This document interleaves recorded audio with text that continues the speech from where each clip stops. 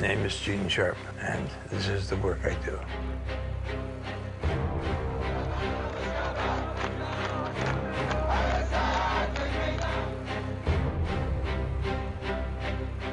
This is a technique of combat. It is a substitute for war and other violence.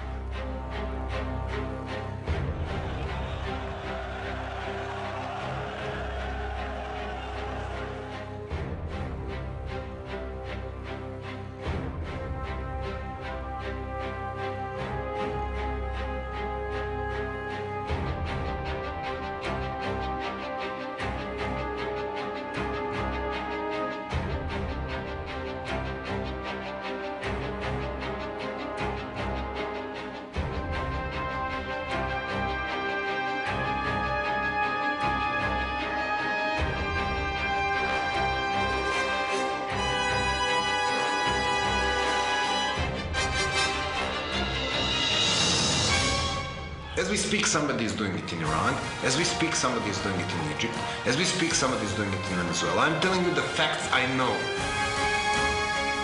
To be counted as a threat to a tyrant is a matter of pride, I would say. It means we're effective. It means we're relevant. It means out of this very small office, we produce work that threatens regimes.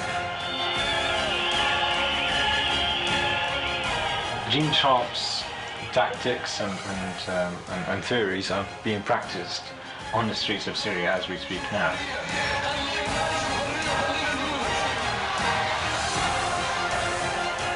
Unless they have something instead of violence and war, they will go back for violence and war every time.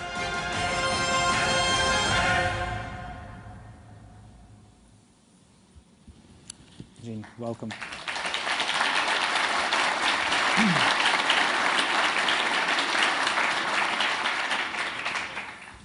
I thank all of you.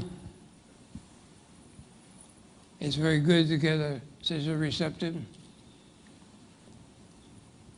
Violence in our world is so common and mostly accepted axiomatically that at times it seems to be an overwhelming, permanent part of political reality. But that is not the whole reality. During the past century and long before, at least back to the Romans, and I would argue before that, people from time to time have found another way to fight when they needed to fight. And in those specific situations, the use of violence shrank or disappeared because it simply wasn't needed anymore. The violence had been replaced with nonviolent struggle, or at least a forerunner of what we know as nonviolent struggle today. This is people power, the power that employs psychological, social, economic, and political weapons. Clearly, these means are very old. However, for the most part, nonviolent struggle has been viewed as only a minor exception to the accepted as responsible action in crises, that is violence. The sometimes undeniable accomplishments by the use of nonviolent action have been ignored or explained away without relevance to future major conflicts. Misunderstandings have been common. It has been thought by many people that effective future nonviolent struggles would require a charismatic leader, a Mahatma. That nonviolent struggle only works by conversion, on melting the heart of your opponents. That in order to keep nonviolent discipline, it was necessary to be committed to moral nonviolence. That a wise course of action could only be charted by a single strategic genius. That violence works quickly, and that nonviolent means require much longer. And that the opponents who are extreme dictatorships need not worry, because nonviolent struggle can do nothing about dictatorships. and the opponents fear not violence, but they're not worried about nonviolent action. Because of the major nonviolent struggles in recent years and months and days, we now know that all of those views are false, all of them. The future now can therefore be different. The methods of nonviolent action are many, but they're really quite simple. People sometimes refuse to do what they've been required to do, and sometimes they do what has been forbidden to do. Over the centuries, people have expressed their protest by actions, often symbolic ones. At other times, people have refused to help to do something, to cooperate, or to obey. At other times, they have acted to disrupt the established social or political order.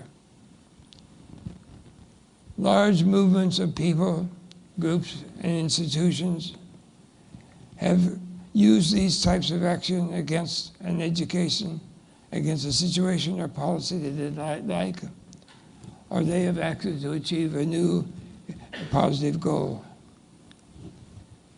The words for these many types of action have been ones you're familiar with: picket, leaflet, march, strike, boycott, civil disobedience, embargo, stalling and obstruction, mutiny, hunger strike, sit-in, alternative economic institutions, and parallel government. The methods for which these methods have been used have included opposing unwanted changes, correcting grievances, achieving revolutionary goals. And sometimes the action lasted only a few days. Some remarkable downfall of dictators in Guatemala and El Salvador, for example, collapsed within 2 weeks. And the people say, nonviolent means take forever. Some struggles have lasted a year or more. And sometimes people using these means have been defeated. But more often than not, more often than might be expected, these resistors were partially or fully successful. How do these means work? Well, very rarely this type of struggle changes opinions and feelings. Conversion. However, the one example that I and others have used to illustrate conversion, according to new research done by Mary King in South India, it never happened that way. So that really wasn't a very good example. Sometimes a struggle ends with a compromise, as most labor strikes do, accommodation. Sometimes the opponents are forced by the changed reality to accept the resistors' demands, nonviolent coercion. For example, last February, in the face of national defiance, President Mubarak resigned. Rarely, repudiation and non-cooperation are so completely cut off the sources of power, the opponent's power, that the opponent regime falls completely apart. And no one is left with enough power even to resign. And that's disintegration. This occurred in the February 1917 Russian Revolution and the 1944 revolutions against military dictators in El Salvador and Guatemala. Nonviolent struggles have been used to achieve justice for oppressed minorities. The civil rights movement in the United States, for example, for working people, for women, religious groups, victims of dictators, colonial peoples, and others. Nonviolent struggles were waged in Nazi-occupied Denmark and Norway, where I used to live, and elsewhere, and even in Berlin to save Jews. And they saved Jews. The wives of Jewish men who had been arrested, some of them were already at the extermination camp, demonstrated on the streets of Berlin, and they got their husbands released and brought back even from the extermination camps. That's nonviolent struggle. In my youth, it was believed that the peoples of Eastern and Central Europe would be living under communist rule for decades, barring a Western military intervention.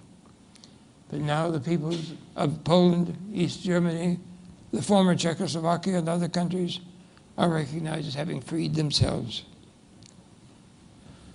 Perhaps most remarkable of all have been the achievements of the little nations of Lithuania, Latvia, and Estonia.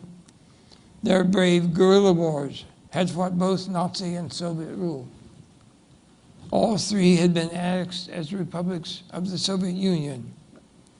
And yet, using nonviolent defiance, they exited the Soviet Union, suffering only 12 lives lost in Lithuania, 8 in Latvia, and none in Estonia.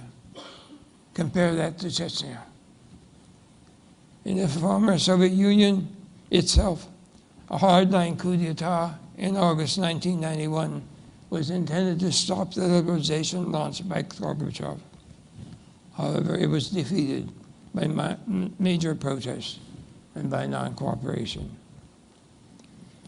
The use of nonviolent struggle in major conflicts has been expanding in recent decades, as has the knowledge of how to make it effective. New publications have helped this development with virtually no promotion. From Dictatorship to Democracy, a generic examination of how nonviolent struggle can destroy a dictatorship, is now in 34 languages. The Arab Spring and other developments demonstrate that the genie is out of the bottle. It cannot be put back again. The knowledge of how to cast off oppression nonviolently is now known and is spreading. The media frenzy at the Albert Einstein Institution last March and April about nonviolent struggle following events in Tunisia and Egypt consisted of 4 to 7 major interviews every day, 5 days a week for 6 weeks, which is probably over 160 interviews. That's not the amazing thing. The amazing thing is new reality that was revealed. These dozens of reporters arrived with an accurate, basic understanding of nonviolent struggle, and this was new. None of them came with the old false misunderstandings and preconceptions that in earlier years were nearly universal. There is other evidence of this expanded view of reality. And if you'll permit a personal note, my new highly unorthodox dictionary in its essays and its 825 defined terms challenges the pro-violence biases in our language, which we usually don't even recognize. The understandings of power and defense, and the paucity of clear words about nonviolent alternatives. By the way, this volume calls attention to the fact that the large official dictionary of the United States Department of Defense, and I've been checking those for quite a number of years, does not contain a definition of either defense or of national defense. It's whatever people want to call defense, even though it's aggression. My new dictionary will be published by Oxford University Press, November 1, as Sharp's Dictionary of Power and Struggle, Language of Civil Resistance in Conflicts. It is now becoming understood that political power is derived from identifiable sources. These include authority or legitimacy, human resources, individuals, groups, and institutions who obey, submit, and assist, skills and knowledge, intangible factors including habits of obedience, doctrines, and beliefs, material resources including economic, transportation, and communication systems, and sanctions, punishments provided by police, prisons, and military forces. And that all of those sources of political power are made available by the obedience, cooperation, and assistance of people, groups, and institutions. These are what a colleague of mine, Colonel Helvey, is called pillars of support. When that obedience and restriction of that cooperation is not merely restricted, but cut off, the survival of that regime is very doubtful. And this is true even of extreme dictatorships. Without those 6 sources of power, even a dictatorship or other system of oppression dies of political starvation. Violence is therefore not needed. The objective of this type of struggle is not to kill and destroy, but to paralyze and disintegrate. The new means of communication have been used on websites and emails and all that kind of thing, as you are more familiar with than perhaps I am. But that's all very good. But we need to remember that the technologies does not tell anyone what to do. It has in some ways been demonstrated that the opponents have already used that technology for their own purposes. For example, in Sudan, people received on their cell phones a message to go to protest in such and such a square. And when they got there, they were all arrested. Nonviolent struggle has requirements for success. And without those requirements, it's sometimes defeated. That happens especially when people are unprepared, frightened, mix in violence, or are timid. However, when well prepared, when brave, disciplined people act with a strategy, the chances of its success are strong. This growing capacity of nonviolent struggle never produces miracles, but it can bring significant successes. These successes need to be handled wisely. The hard-won gains achieved by nonviolent struggle must not be later permitted to be stolen either incrementally, as appears to be happening in Egypt, or by a coup d'etat. And we have, to my knowledge, the only guidebook to how to prevent and defeat coup d'etat that exists. Foreign military intervention in these conflicts is dangerous. Whether the intervention is intended to assist the nonviolent revolution, to help to defeat it, or to achieve the other aims of the interveners. The intervening government may now, for example, want other people to learn from this example how they too can achieve greater freedom or justice. Repressive governments are now often well aware of the threat to their domination that is posed by people who want to be free and will use nonviolent struggle to gain their freedom. Oppressive rulers can be expected to behave desperately and brutally. It's not a surprise when their control is threatened. Sometimes autocratic rulers openly admit their alarm at the spread of the knowledge of nonviolent struggle. A future of domination, the rule of violence, and popular helplessness is not inevitable. We now have the knowledge needed to block that sad future, if we have the will to use it. We can block the installation of new dictatorships, and we can share knowledge of how to destroy existing dictatorships. We are now at a new stage in the practice and potential of nonviolent struggle. If we take the wise and responsible steps in the coming months and years, the future can reveal achievements far beyond our present ability to imagine them.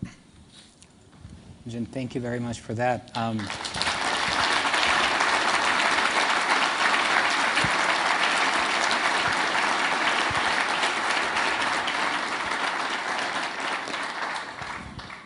I think part of the appeal of your theories and of your teachings has been the seeming simplicity the idea that if you stop obeying a dictatorship, the dictatorship will fall. It sounds so simple that some people think there's some kind of a trick to it. Yet I think in your research you have shown that from Burma to Serbia to Georgia to Kyrgyzstan to the Arab Spring, these movements can catch on and can be incredibly devastating to dictatorial regimes, which is exactly why they fear those kinds of uprisings. It's like showing up for a fight with a heavyweight boxer and winning without ever putting on the gloves. But I think there's an important point we have to make here is that sometimes nonviolent struggle has achieved fewer results. I mean, for every Egypt and Tunisia, there's Syria and Libya where nonviolent struggles have morphed into something much more sinister with no clear sort of resolution in sight. So I wanted to ask you whether you think some entrenched regimes, and we can name names, but we all know what they are, and there are quite a few of them in the world, have been so successful in snuffing out any semblance of opposition, whether it's online or in people's kitchens or anywhere else, that nonviolent struggle has perhaps run its course in those societies? Or do you think they just have not tried hard enough? That's too simplistic. And Syria is very different from Libya. In Libya, you had very quickly a military intervention. One of Gaddafi's generals, with his troops and guns, changed sides, supposedly. I have a suspicion he was an extreme agent provocateur, and he was later killed in the rebel camp. And once foreign military assistance was brought by NATO and the United States and France and all the rest, that wasn't nonviolent struggle anymore. And that kind of thing is when violence can wreck a nonviolent struggle movement. So that's not a good example. In Syria, they're still going. I have been startled and amazed at not only the nonviolent discipline, only scattered violence. And it's all kinds of killings almost every day by people who say, we're not afraid. This is what Gandhi was trying to tell the Indians, don't be afraid. Be cast off fear. And I always honestly thought, well, he's being a little romantic and naive. And the Syrians and others have said, we are not afraid anymore, and that's what terrifies the dictators. That's why the brutality is so great in Syria. They think if they're only brutal enough, the resistance will collapse. And so far, the dictators have been proved wrong. But this is not easy. If you have people within your movement who do not keep discipline, who decide to do this or that, who you don't have a plan, you don't have a strategy, how the hell are you going to win? And yet people try to do that all the time. But they have to learn what makes it effective and what makes it fail, and then do the things that make it successful. In the end of my big book from a long time ago, The Politics of Nonviolent Action, in the last pages, I think I have this 30 or 35 specific factors that contribute to whether the struggle is success or failure. And you have to fulfill the factors that bring you success in order to win. But it can be done, and it's being done increasingly, more and more. Thank you, Jim. I think we have time for a couple of questions from the audience. If anyone wants to step up to the microphones in the aisles. Let's go ahead. Thank you. It was a very moving presentation. I fluctuate between a kind of optimism that Cory Booker would have talked about to a sort of pessimism when it comes to the more repressive Asian societies, in particular China, where there is both economic power of a kind of unprecedented type before that is coupled with a thousands-of-year-old culture that is very centralized. And I'm curious if there's a chance for movement even in my lifetime. I'm curious what your thoughts are. There also are major sources of nonviolent struggle from China, centuries ago. And I was in Tiananmen Square the night the troops came in. So I'm not naive. That system also is vulnerable. Otherwise, why would the Chinese government be so frightened of nonviolent struggle that they establish whole sections, I've been told, whole departments of how to defeat nonviolent struggle, accepted it as testimony to the power they fear coming from the people and from nonviolent struggle. You have to learn how to do it skillfully. If you were going to fight a war violently, you don't go to all the neighborhood bars and get all the guys out of there saying, let's go fight a war. But that's about the way nonviolent struggle has been conducted over the centuries. People were improvising. They didn't know what the hell they were doing. What would make it effective? What should they be aware of? Who was this guy who was urging violence? They didn't know he was a tool of the political police. It's happened in the Russian Empire, the third section, repeatedly. It's happened even, I'm told, by the Gestapo doing that. Dictators and rulers who fear the power of people will do their damnedest to defeat it. And you have to know how to be smarter than they are and more courageous and more skilled in what you do. Any more questions for Gene? Please go ahead. You were there first. Okay, thanks. Thanks, Esther. Mr. Sharp, your work is incredibly important, and you've expressed it so well. What happens once a regime has fallen? What is the book that describes, or what are the rules that describe how you create excellent civic society? Because we're all looking at the Arab Spring and other places in the world and worried about what happens next. So what are some of the ground rules for creating, from those roots, a great society? You're wise to be worried.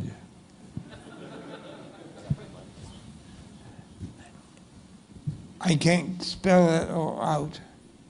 There are people who specialize in the building and construction of democratic institutions.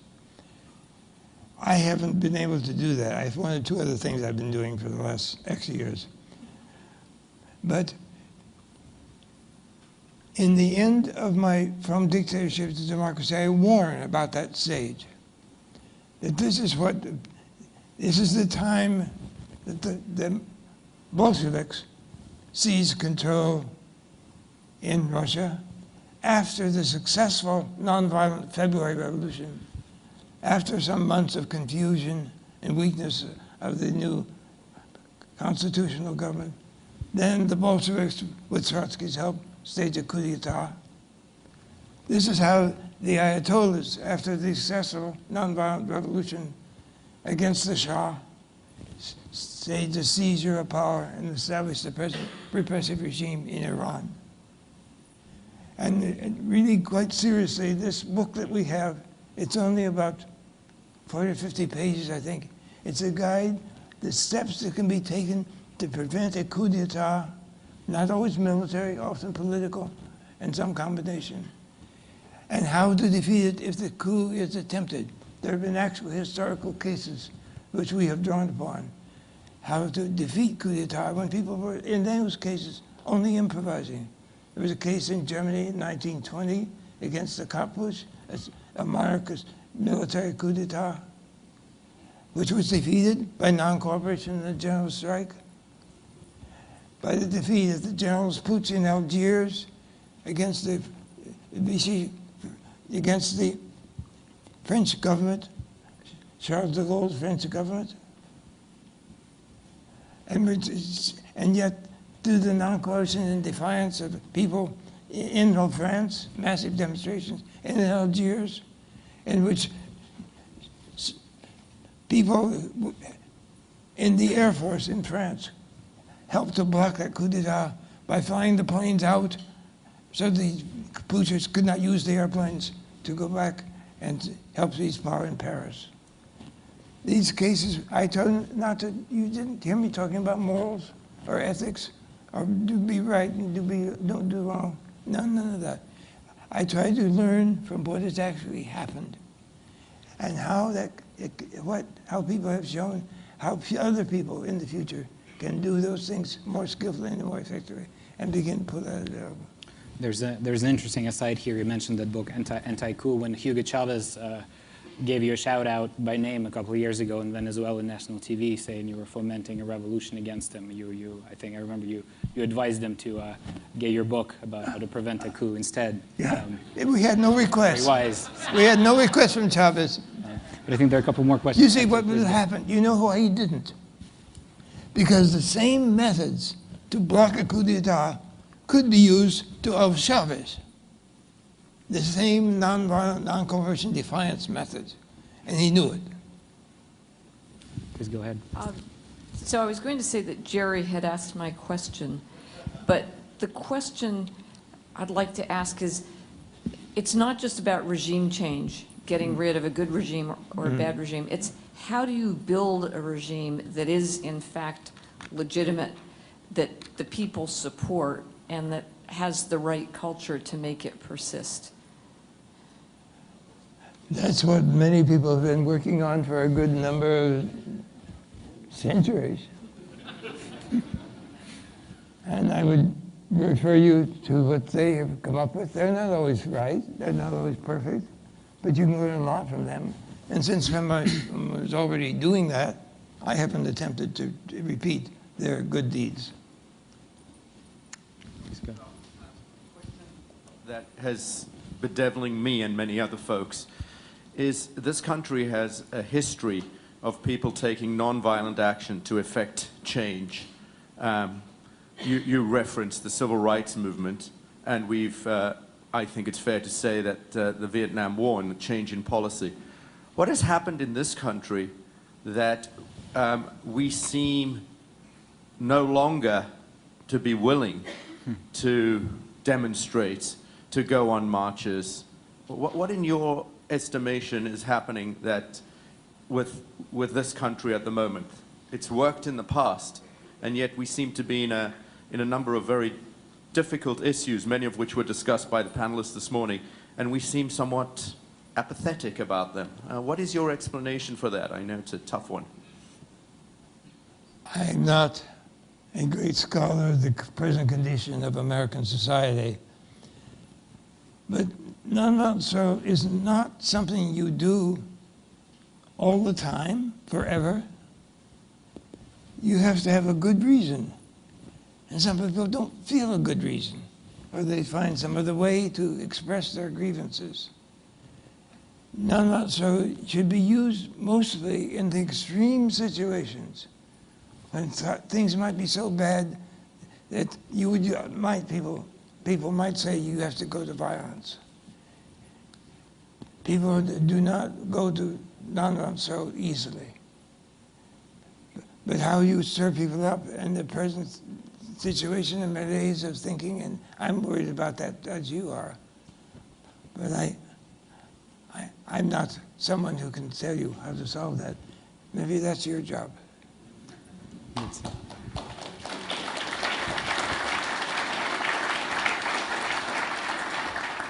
That's a fascinating subject, and obviously with all the revolutions still ongoing, plenty to talk about. Unfortunately, once again, we have to wrap it up. But I would like to thank you on behalf of the audience for your insights and for all the work you've done. Thank you.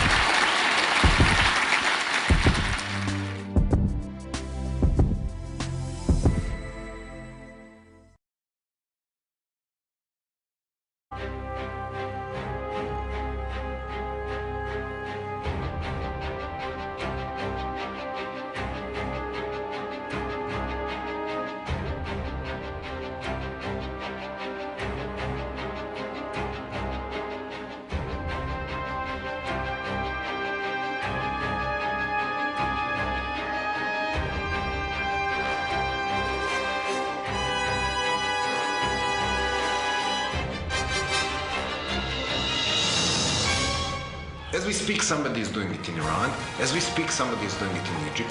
As we speak, somebody is doing it in Venezuela. I'm telling you the facts I know. To be counted as a threat to a tyrant is a matter of pride, I would say. It means we're effective. It means we're relevant. It means out of this very small office, we produce work that threatens regimes. Gene Sharp's tactics and theories are being practiced on the streets of Syria as we speak now.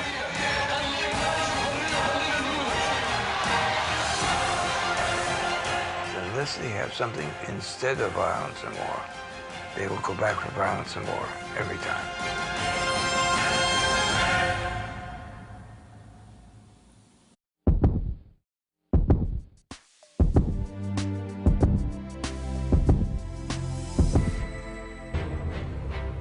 My name is Gene Sharp, and this is the work I do.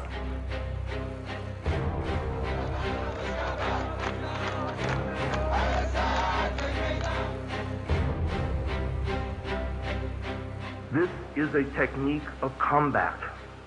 It is a substitute for war and other violence.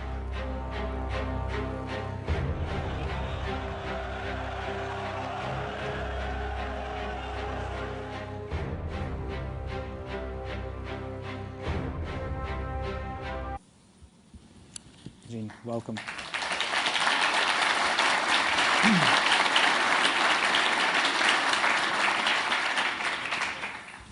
I thank all of you. It's very good to get such a receptive. Violence in our world is so common and mostly accepted axiomatically that at times it seems to be an overwhelming, permanent part of political reality. But that is not the whole reality. During the past century and long before, at least back to the Romans, and I would argue before that, people from time to time have found another way to fight when they needed to fight.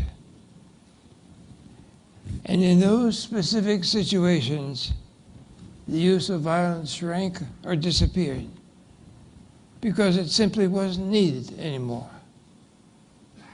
The violence had been replaced with nonviolent struggle, or at least a forerunner of what we know as nonviolent struggle today.